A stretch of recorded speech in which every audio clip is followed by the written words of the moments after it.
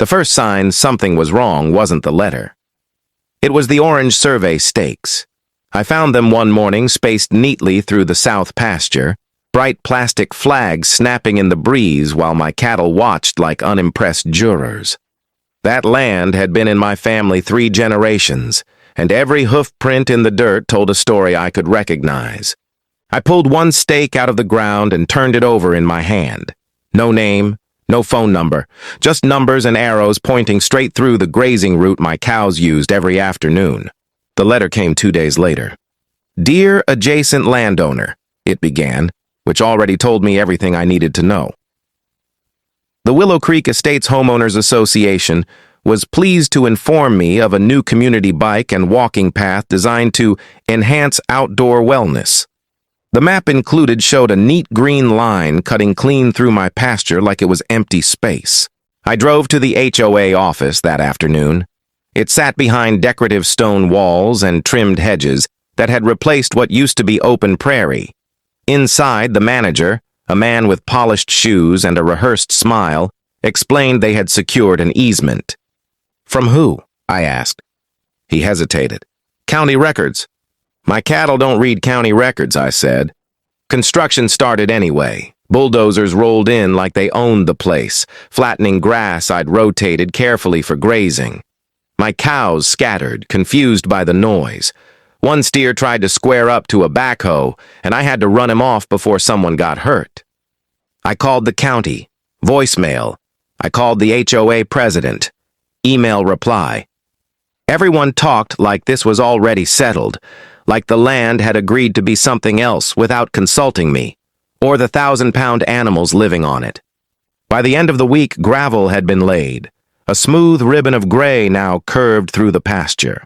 Signs went up. Share the path. Be respectful. The first cyclists showed up Saturday morning. Families in helmets, couples with earbuds, smiling like they'd discovered a secret trail. One woman waved at me as she pedaled past a group of heifers clustered near the fence. I waved back, slow and deliberate. Because what none of them seemed to understand was simple.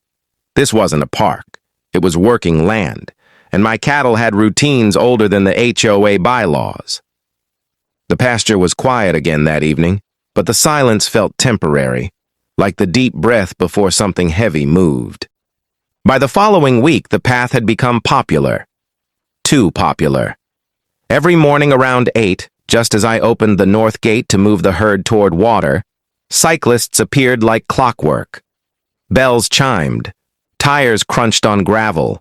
Voices echoed where there used to be only wind and lowing cattle. Cows are creatures of habit.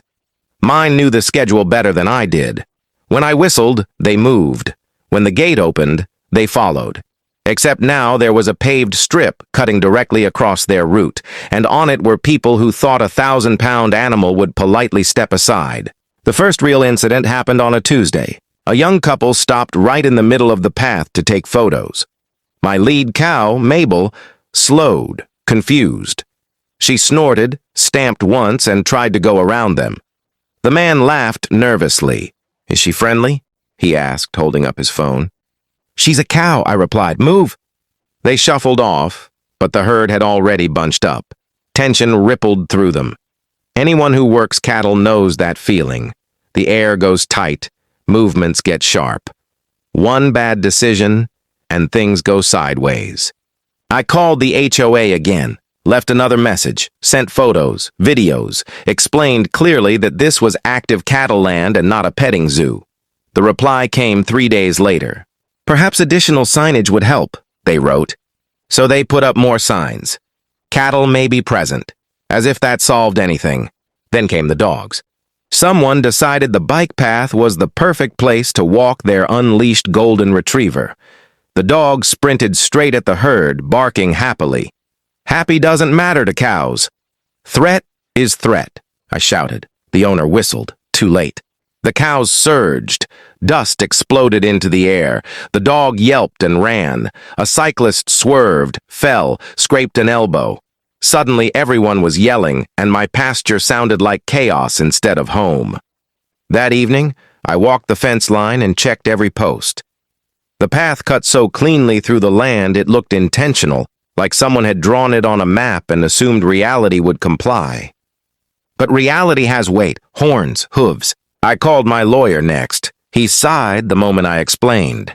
They can't have public access through active grazing land without mitigation, he said, but this could take time.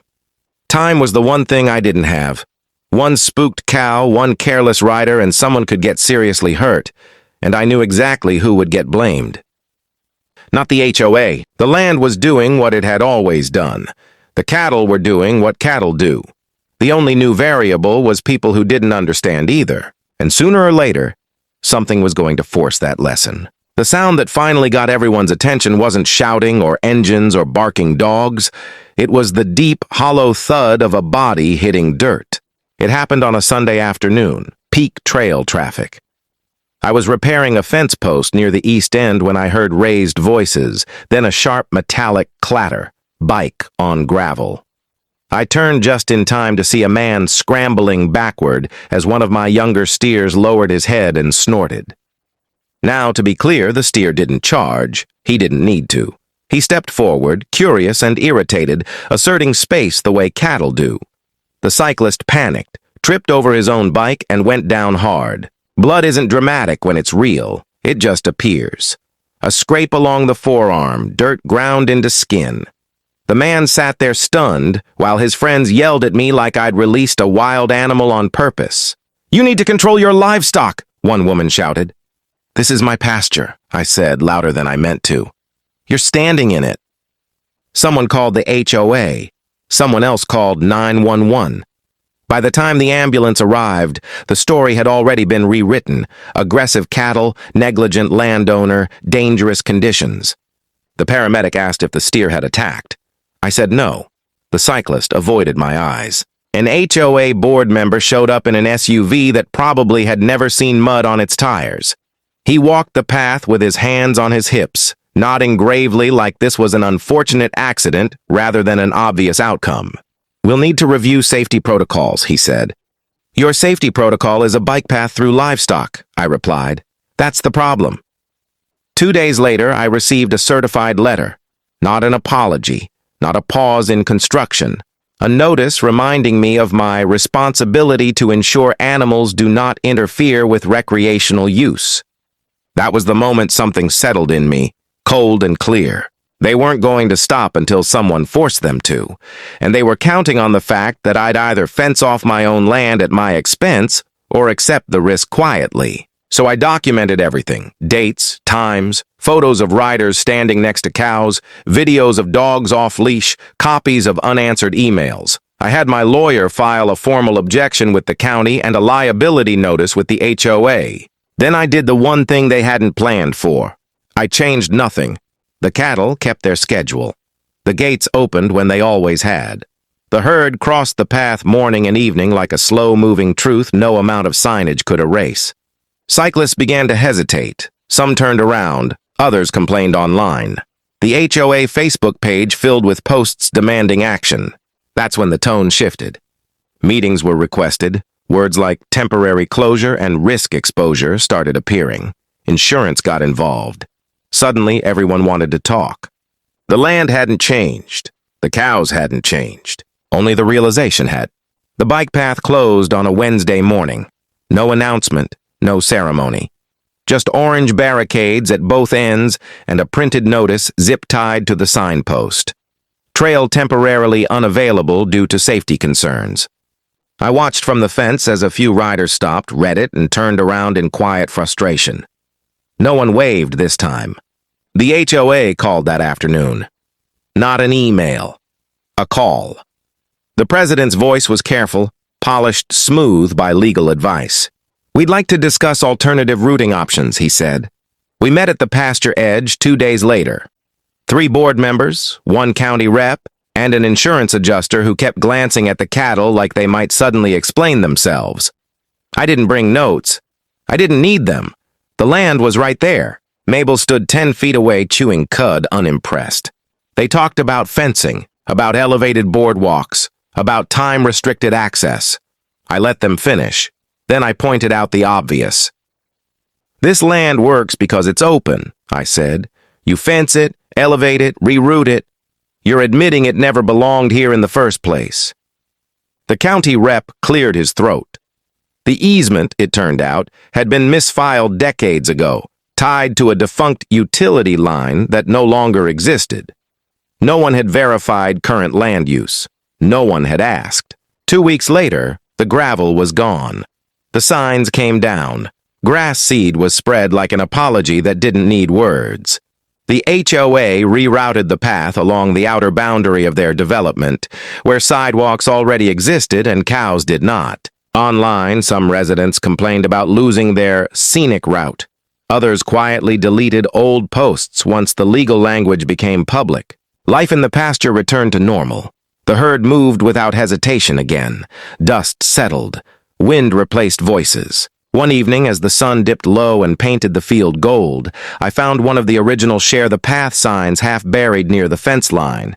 I leaned it against a post and left it there, not as a warning, but as a reminder. Land doesn't become something new just because paperwork says so.